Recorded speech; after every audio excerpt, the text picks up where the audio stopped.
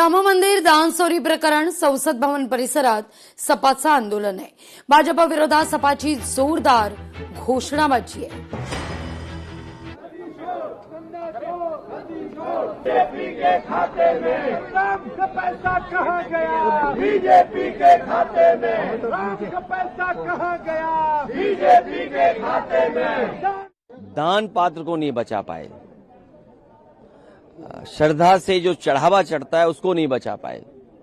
उनसे क्या उम्मीद करोगे कि इस तरह के पेपर लीक नहीं होंगे, परीक्षाएं रद्द नहीं होंगी।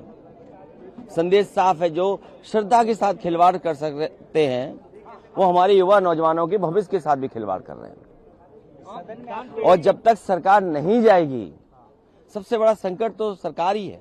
दान पात्र को नहीं बचा पाए, श्रद्धा से जो चढ़ावा चढ़ता है उसको नहीं बचा पाए। उनसे क्या उम्मीद करोगे? 29 ऑगस्टला आपण निर्णायक आंदोलन करणार आहोत असं जरांगे पाटील म्हणतात। मराठ्यांना वेड्यात काढण्याचं काम सुरू आहे। 58 लाख प्रमाणपत्र सरकार देत नाही, समाजाच्या लेकरांचे हाल होत आहेत। त्यामुळे आता 29 ऑगस्ट पासून एकतर मी राहीन किंवा सरकार, अशी भूमिका जरांगेंची आहे। आपल्याला 29 ऑगस्टला म्हणजे 1 महिन्यानंतर आता 29 जुलै शेवटचं खूप मोठं आंदोलन, निर्णायक आंदोलन करायचं। आपल्या 58 लाख नोंदी राज्यात सापडल्या। आपण सरकारला वारंवार सांगतो, तुमच्या सगळ्याच्या साक्षीने, तुम्ही 58 लाखाचे प्रमाणपत्र द्या।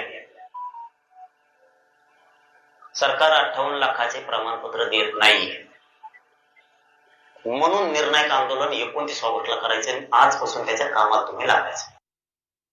फडणवीसांनी मराठा समाजाला टार्गेट का केलं? प्रमाणपत्र घेतल्याशिवाय स्वस्थ बसू नका असं म्हणत जरांगे पाटील यांनी पुन्हा एकदा निशाणा साधलाय। फडणवीस साहेबांनी मराठ्यांचे लेकर टार्गेट का केले? मराठी टार्गेट कशामुळे? आम्ही तुमच्याशी भांडतोय आरक्षणासाठी, राजकारणासाठी नाही।